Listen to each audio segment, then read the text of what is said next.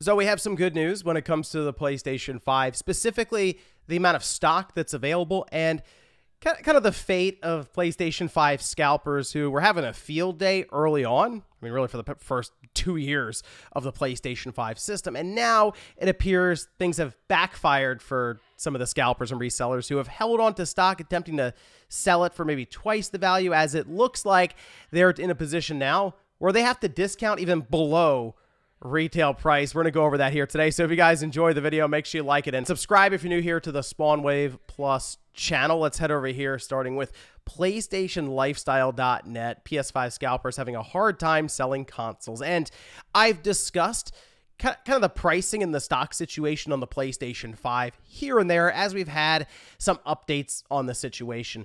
Sony has been working very, very hard to get just ridiculous amounts of PlayStation 5 systems out there that we're going to come back to here after we take a look at where the scalper market, the reseller market is for the PlayStation 5 console.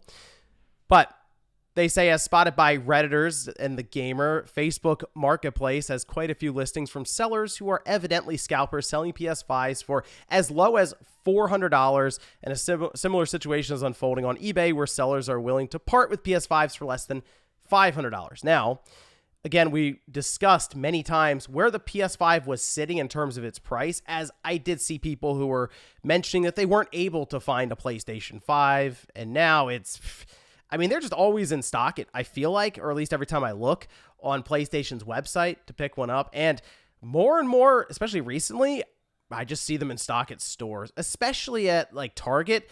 That's the place, probably out of the big box stores, that I see it available the most. And I've even seen some of them used at just GameStops, where they have like a little glass display and you walk in and you look. PS4s are there, the PS4 Pro. There's a PS5 system behind the glass. So it's just becoming much easier in general, if you want to get one, to find one that day even at regular retail price. So what do you need resellers for at that point? They don't really control the market anymore. And in fact, there are some screenshots that were being posted up, like this one over on the PlayStation subreddit. Just saying, don't feel a little bad for them with some of these PS5s, screenshots from Facebook for $400, and they marked it down from $450. So a disc-based unit was, I guess, not even selling at $450, and they got to keep marking it down, because you also have to remember that you're not getting a receipt or anything if you buy it secondhand. So if you look over and one's $450, the other one's $500, but you have a warranty behind it, a receipt, you know where you're getting it from. You can go back there if you need to.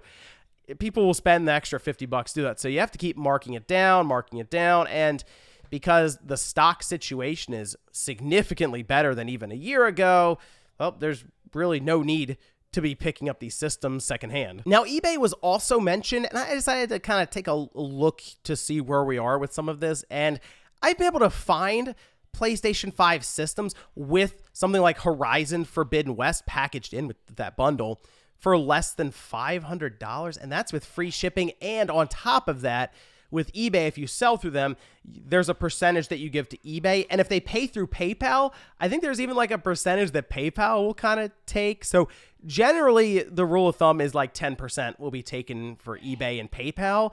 And then free shipping, we figure the PS5 is going to cost a good bit of money to ship because it's a large box. And that $490 turns into like $430, $440 very, very quickly in this scenario. But I have still seen some that were upwards, like this one, of $789.99.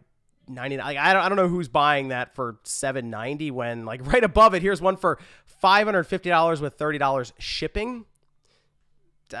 Again, though, you take the percentage off for eBay and stuff, they're still selling right around that retail price. And originally, we had seen PS5s $1,000 to $1,500 in that first year, and now it's retail price everywhere. Which brings me to the big reason why this is happening. Clearly, Sony being able to get more and more stock out there, which has driven down the prices because you have more supply, clearly.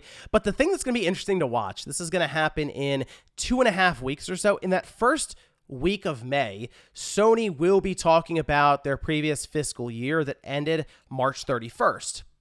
In that presentation, they're most likely going to talk about how this past quarter, January, February, and March, was the largest quarter they've ever had in terms of shipped systems. This is something that I've been kind of keeping an eye on here and there as we've had NPD results get out there and just other predictions from analysts in the financial side of things.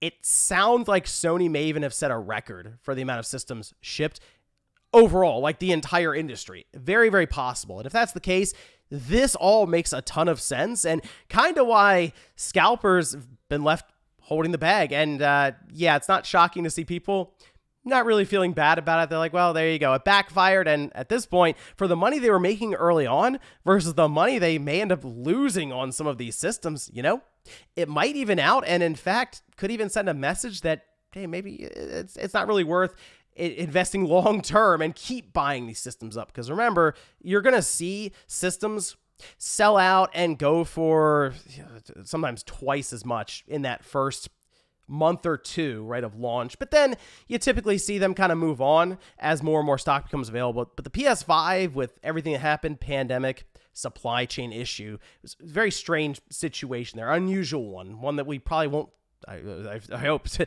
see again. And if that's the case, maybe they learn a lesson and go, you know, maybe a month or two, and then we move on very quickly, which could hopefully cut down on something like this really ever happening again. But let me know what you guys think about this situation down below. Ladies and gentlemen, it looks like it's over for scalpers and resellers with the PlayStation 5. And yeah, I think I'm good with that. Thanks, guys, for watching, and I'll see you next time.